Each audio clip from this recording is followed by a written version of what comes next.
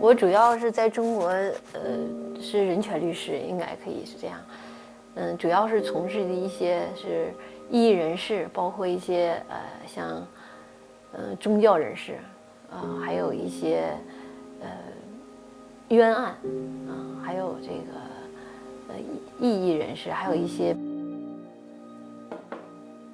In China gilt Wang Yu als Staatsfeindin.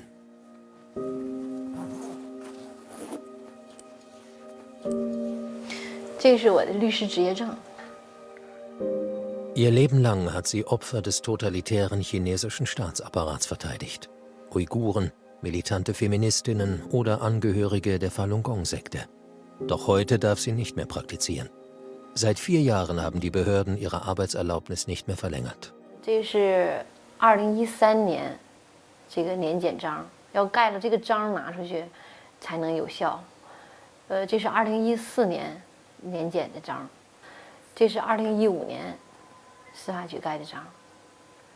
16年至今，我就不能执业了，他也没有再给盖章。Die Karriere von Wang Yu endet im Sommer 2015. Mitten in der Nacht holt die Polizei sie aus ihrem Haus. Die Anklage lautet auf subversive Aktivitäten. 1 Jahr lang hält man sie in einem Geheimgefängnis fest. Und sie wird gefoltert, körperlich und psychisch. Dann schlagen ihre Wächter ihr einen Deal vor. Ihr Geständnis gegen ihre Freilassung. 事实上，我刚被抓，关进去之后，他们就要求我上电视，但是我也就算是扛过去了吧，我没有答应他上电视，而且我跟他非常强调，我就说你不管用什么方式，我肯定就是你不要让我上电视这个事情。突然间就说那个你如果要是不上电视的话，你怎么能出去？你不出去的话，你怎么能见到你儿子？而且就是有连着5天5夜不让睡觉，而且在过程中经常不给我吃饭呀，也不给我喝水。Nach 13 Monaten Haft unter verschärften Bedingungen gesteht sie schließlich doch, vor laufender Kamera. 我现在身体非常好，我被羁押期间，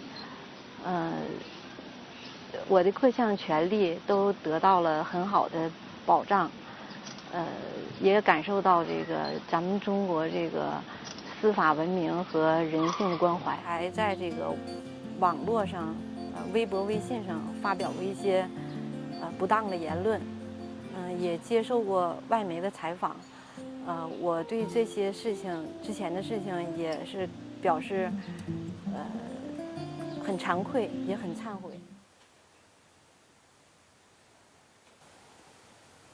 这个就是完全所有的这个都是事先他写好的，完全是按照他们事先写好的东西来背的，而且经过了多次的所谓的彩排了很多次，没有一句话是我自己想说的。Diese Methode erinnert an die Selbstkritik-Sitzungen unter Mao Zedong. Im China Xi Jinpings haben diese Zwangsgeständnisse wieder stark zugenommen und werden heute auch im Fernsehen ausgestrahlt.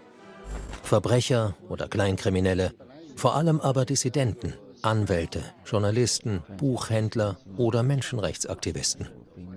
Gut 100 Menschen wurden seit 2013 zu Zwangsgeständnissen genötigt. Sie alle hat man gezwungen, ihre Fehler einzugestehen. 我很后悔自己的行为，我也愿意如实交代自己的犯罪行为，希望司法机关能够给我机会，对我从轻处理。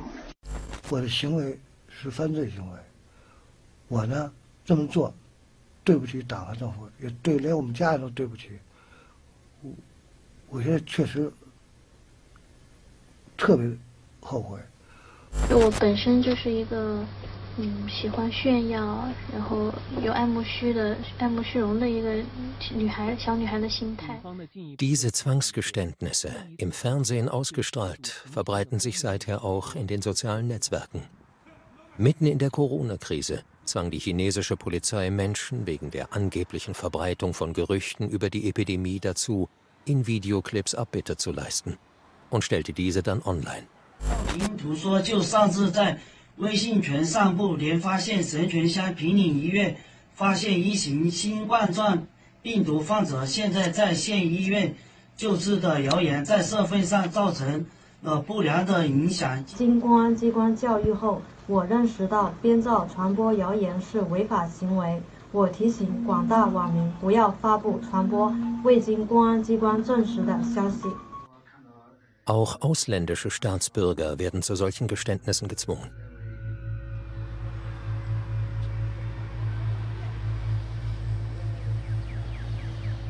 (2016) musste auch Peter Dahlin im Fernsehen gestehen, chinesische Gesetze gebrochen zu haben. Heute wohnt der Schwede in Madrid. Damals lebte er seit 9 Jahren in China. Seine Hilfsorganisation unterstützte von Peking bedrohte chinesische Anwälte.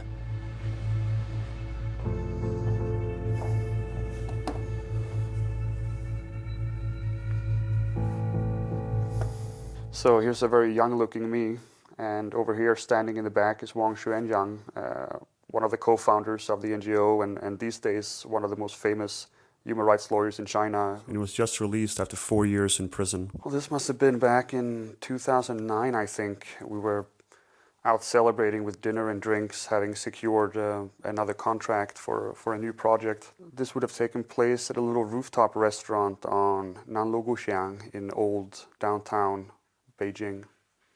Nicht nur für Wang Yu ist die Festnahme an einem Winterabend vor 4 Jahren ein tiefgreifender Einschnitt, sondern auch für Peter Dahlin. Seine Verhaftung wird für chinesische Fernsehkameras in Szene gesetzt.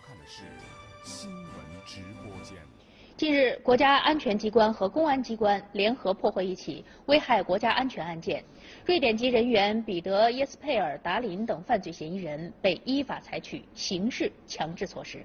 Der Vorwurf lautet auf Gefährdung der inneren Sicherheit Chinas. Peter Dahlin wird in einem Geheimgefängnis inhaftiert und unter Schlafentzug Tag und Nacht verhört. 23 Tage lang erfährt seine Familie nicht, wo er sich aufhält. Erst in dem Video mit seinem Geständnis taucht Peter Dahlin wieder auf. I violated Chinese law through my activities here. I have caused harm to the Chinese government. I have hurt the feelings of the Chinese people. I apologize sincerely for this, and I'm very sorry that this ever happened.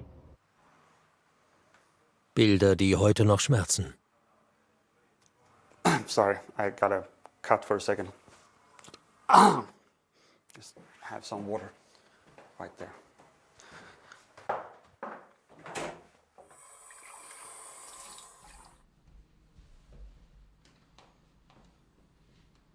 So I was given an hour or two to memorize the questions and the answers. They brought me a really bad cup of Nescafe, which was rare. It was a bit of a luxury, and gave me a pack of cigarettes. Told the 2 guards always in my cell 24 hours a day that they could let me smoke as much as I wanted, and also to take off my prison sort of suit, my prison vest, and put on my regular clothing. I was allowed to shower and shave, although I decided not to because I just didn't really see the point.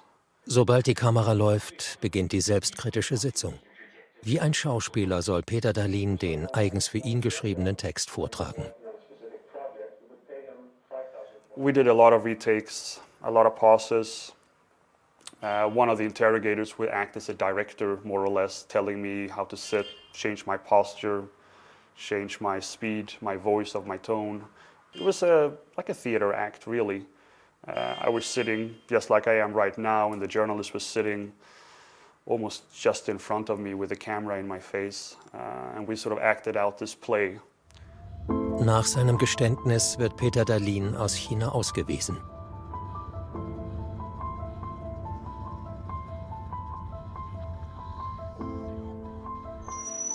Für die Menschenrechte streitet er noch heute. Geprägt von seiner eigenen Geschichte will er mit einer neuen Hilfsorganisation die Methoden und Hintergründe der Zwangsgeständnisse dokumentieren.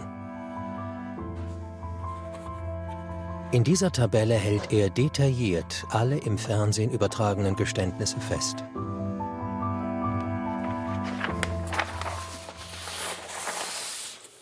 It begins here with the ascent of Xi Jinping and goes up to, well, this year. It maps the victims that we know of, and we only know of some of them. Many of them we do not. This is the tip of the iceberg. Insgesamt 87 Opfer sind hier erfasst. And we're mapping the kind of victims, the legal situation at the time of the broadcast, whether they're convicted of crimes in court afterwards, as well as specifically which different kind of TV programs are airing them. Many of them are aired repeatedly. So as an example here, we find broadcast 45, 2017, May 9th of Xieyang, Chinese citizen in a very neutral setting, charged with subversion. At the time of the video, he was under arrest. Nach ihm vorliegenden Zeugenaussagen wurden die meisten dieser Geständnisse unter Folter erzwungen. Die Hilfsorganisation hat auch beobachtet, dass Geständnisse heute anders inszeniert werden. Früher wurden die Beschuldigten immer in Handschellen und mit rasiertem Schädel gefilmt. Neuerdings jedoch erinnert die Kulisse eher an ein klassisches Interview. Heute möchten die Behörden diese Geständnisse normalisieren. Das Ziel jedoch bleibt das gleiche, nämlich die Glaubwürdigkeit der Befragten zu unterminieren, sie zu brechen. These confessions are not broad propaganda for everyday people in China, like some people think. They are more tools to destroy these individuals in their home communities, in their networks, among their colleagues, even families sometimes. By having them forcibly admit to these allegations and sometimes having to incriminate others, they try to tear them down, to literally destroy them so that they cannot ever return to this field. And it's a very powerful weapon. Die Justiz als Show. Geständnisse inszeniert im Staatsfernsehen. CCTV agiert heute wie ein Volksgerichtshof. Star-Moderatoren und Journalisten spielen bei der Inszenierung dieser Geständnisse eine wesentliche Rolle. Angeordnet von ganz oben, von Xi Jinping. Unter seiner Herrschaft wird das staatliche Fernsehen wieder stärker kontrolliert. 2016, am Hauptsitz des Staatssenders, nimmt der neue Herrscher die Parade ab. Die Journalisten applaudieren. Das chinesische Fernsehen wird stärker gleichgeschaltet denn je. Und heute hegt das Staatsfernsehen internationale Ambitionen. Der neue chinesische Auslandssender CGTN strahlt in 170 Länder und in 5 Sprachen aus.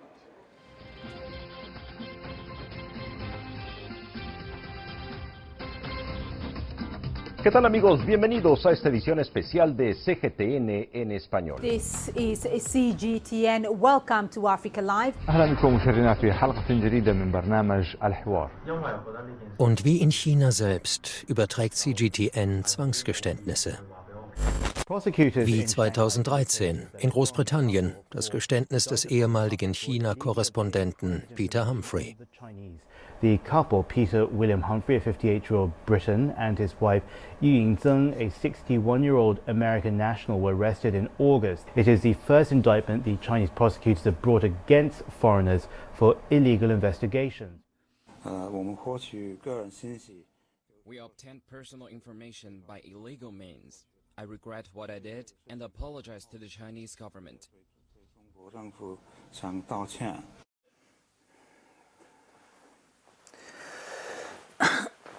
And from time to time, I have reviewed these film clips from CCTV and CGTN, and yes, it chokes me up.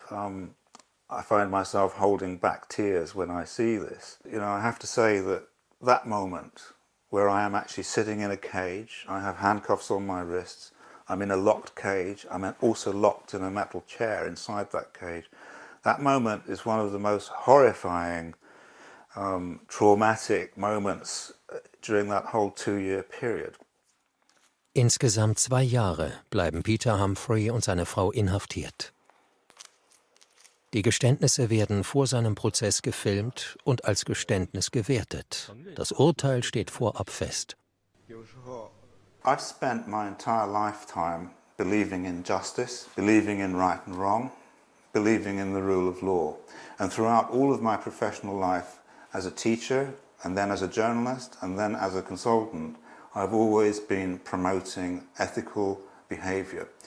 And for me, this is absolutely the archetypal opposite of ethical behavior. Nach seiner Ansicht hätte dieses unter Zwang aufgenommene Video in seinem Land nie ausgestrahlt werden dürfen. Und so beschloss er, das chinesische Fernsehen beim Ofcom, einer Regulierungsbehörde für in Großbritannien ausgestrahlte Inhalte, zu verklagen. So this is a copy of my complaint to Ofcom in its final form. This is the actual version of the complaint which I signed and delivered to Ofcom on the 23rd of November 2018. Ofcom has the power to rule on whether a broadcast violates the terms of its license under the law. Such violations cover things like certain standards of fairness, standards of respect for privacy, standards of consent of somebody to be filmed, and so forth. The law is very black and white, and it's pretty clear, I think, that in my experience in the hands of Chinese state television, that our law was violated. Das, was er durchmachen musste, hat Peter Humphrey zutiefst erschüttert. Seither führt er einen Kreuzzug gegen das chinesische Staatsfernsehen. Er hat fest vor, bis zur letzten Instanz zu klagen. Mit 63, 5 Jahre nach seiner Freilassung, leidet er noch immer unter posttraumatischen Belastungsstörungen. Seine Nächte sind kurz, wegen der Albträume von früher. So this building here is the Ofcom building. This is where last year, a year ago, I delivered my complaint to Ofcom against the Chinese state television broadcasters. I want to see these channels lose their licenses in the UK. I want to see them out of this country. You know, we are a country under the rule of law. They are lawless, and we must not allow this kind of broadcast to take place on our airwaves. Für die chinesische Propaganda ist die Klage in Großbritannien eine sehr ernste Angelegenheit. Umso mehr, weil CGTN in der britischen Hauptstadt seine Zentrale eröffnet hat. Im vergangenen Jahr hat der Konzern seinen brandneuen Hauptsitz eingeweiht. 1 Milliarde € Investitionen. Ein Team von 300 Journalisten soll der Stimme Chinas überall auf dem alten Kontinent Gehör verschaffen. Doch was droht dem chinesischen Sender angesichts von Peter Humphreys Klage wirklich? Aufgrund des laufenden Verfahrens wollte das Ofcom nicht auf unsere Fragen antworten.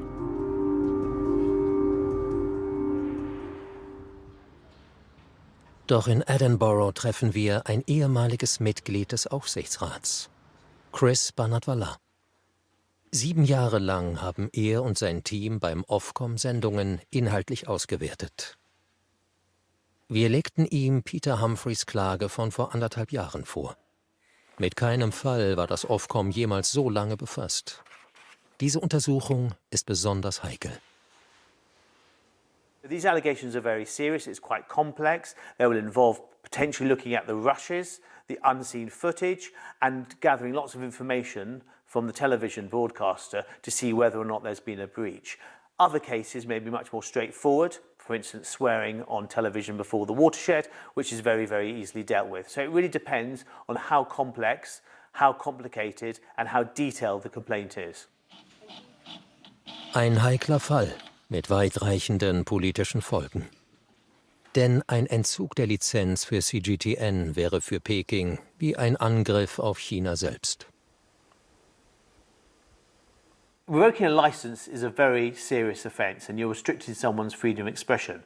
So it's never taken lightly. CGTN is high profile, it belongs to the Chinese government. I think it will be very challenging for Ofcom to take the licence away and they'll have to make a decision. I don't know what that decision will be, but yes, it will be politically quite sensitive. I don't believe that Ofcom will come under political pressure from the government to take away or not take away their licence. But there's no doubt taking away a licence such as CGTN is a political move. Dem Ofcom lagen schon 2 ähnliche Fälle vor, gegen einen saudischen und einen iranischen Sender. Gegen beide verhängte es wegen der Ausstrahlung von Zwangsgeständnissen Bußgelder. Der persische Sender verlor nach Abschluss der Ermittlungen sogar seine Lizenz. Trotz zahlreicher Anfragen waren weder CCTV noch CGTN bereit, unsere Fragen zu beantworten. Doch im Dezember vergangenen Jahres tagte in Peking der zweitägige Global Video Media Summit, ausgerichtet vom internationalen Zweig des chinesischen Staatssenders für 100 Gäste aus 45 Ländern. Wir wollten die Gelegenheit nutzen, um mit Liu Zong zu sprechen, der Direktorin des englischsprachigen Senders von CGTN.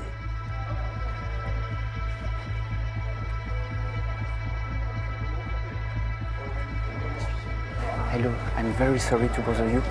I'm a French journalist and I came especially to meet you. I would like to ask you 3 very quick questions. But they're waiting for me. Yes, it's very quick. Is that okay? Sorry, because I just wanted to know what are the next ambitions for CGTN. You just opened a very big headquarters in London, so what are you going to do next? Well, we just want to, to cover the world and tell the world the China story. And will you continue in that context to broadcast forced confession? Well, I'm afraid I have no time to answer. Because a complaint has been filed.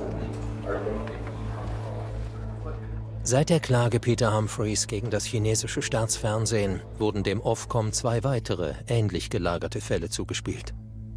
Ein Zwangsgeständnis von Gui Minhai, einem schwedischen Redakteur, derzeit in China in Haft und kürzlich verurteilt zu 10 Jahren Gefängnis. Und der Fall von Simon Cheng, einem ehemaligen Mitarbeiter des britischen Konsulats in Hongkong. 3 Opfer, 3 Klagen für 3 Geständnisse. Ausgestrahlt in Europa auf CGTN.